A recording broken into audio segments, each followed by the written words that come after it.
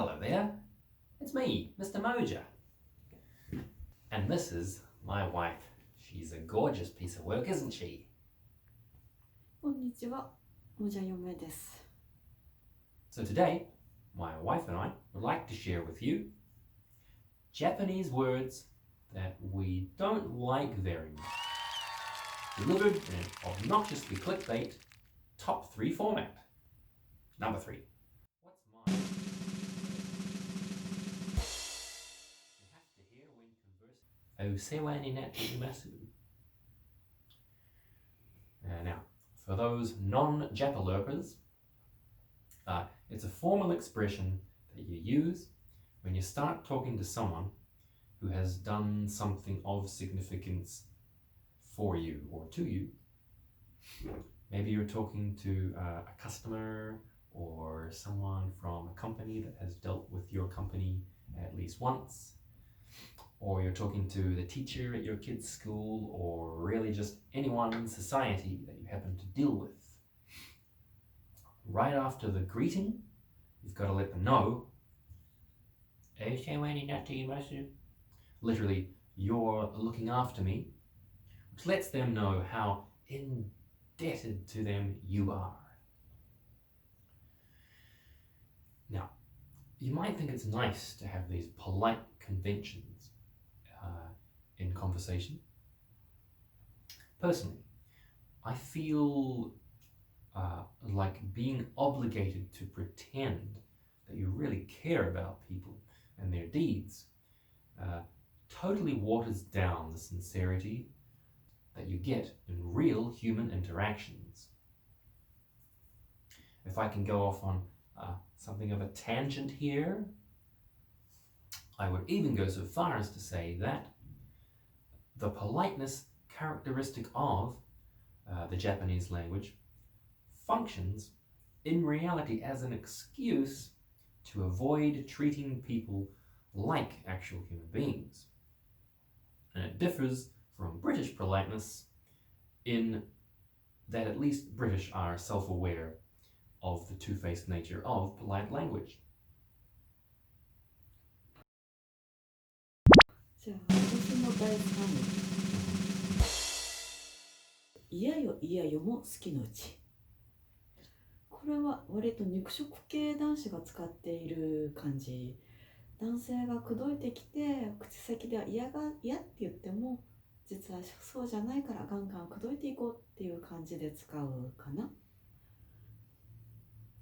で昔々は男性が誘ってすぐに応じる女性はちょっと尻軽だから 2,3 語断れっていう風習があったみたいだけど、現代だし嫌なものは嫌、察してほしいです。 Oh, indeed.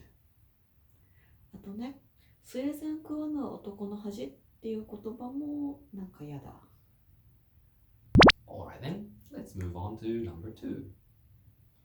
This is going to be a repeat of the previous in one way, because it might sound like I'm denying the idiosyncrasies of Japanese culture, but the ubiquitous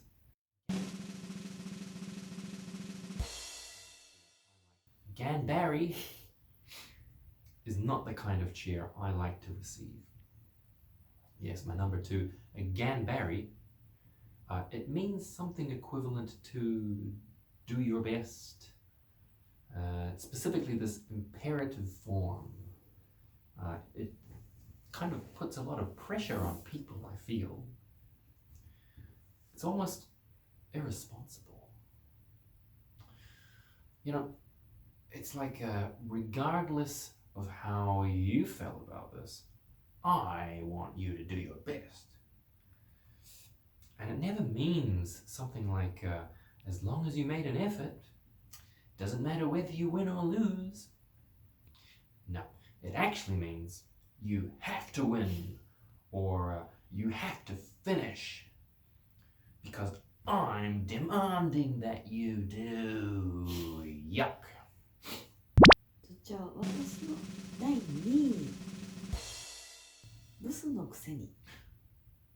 私以前海外で日本人向けのツアーガイドをしていたんですが、日本人のお客さん、外国人の女の子を見ると、海外ってブスの子でもホットパンツ履くよねとか、ブスのくせに態度でかいよね、ブスのくせに彼氏に荷物全部持たせてて偉そうとか言ってる人がすごい多くて、嫌な気持ちになってて、逆に考えると美人じゃないと露出しちゃいけない、自分の意見を言っちゃいけないってことですよね。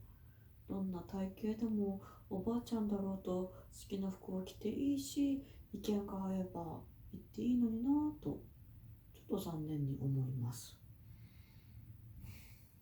I understand that. Totally, yes. Well, let's move along. Last one, number 1. Yoro. Now, this is a special one. I chose this expression because it's one that my wife in particular uses with me.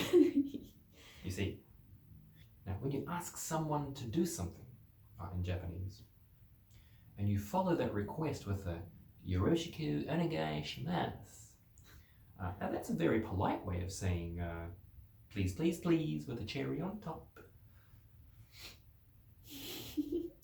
But when you shorten that whole thing down to just Yoro,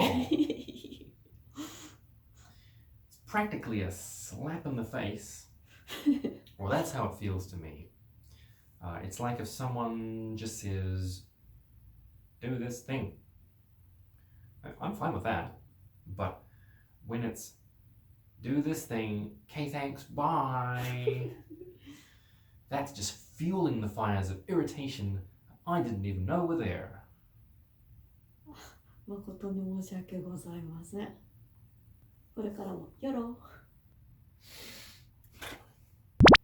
では私の第1位、決まりだから。この言葉、真面目な日本人らしい言葉で、決まりを守るがゆえに観光地に行ってもゴミがあんまり落ちてないし、ゴミのポイ捨てする人もいないし、街が綺麗だし、電車も時間通りに来るし、約束の時間を守る人も多いし、いいこともいっぱいあるんですが、その反面決まりごとに縛られてることが多くて、ちょっとしんどくなっちゃいます。決まりだからって何って思っちゃいます。で、その決まりごとに反論したら、次に来るのが、じゃあ何か問題あったら責任持てるの？この上等文句が来るともう手も足も出ない感じ。Well, and that's all we have for you. So if you liked this, please do my lovely wife a favor and press the like button, press the subscribe button, write in a thoughtful comment about how you think that I am willfully ignorant of the ways of Japanese society. Anything's fine, really. Thanks. See you next time. またねー。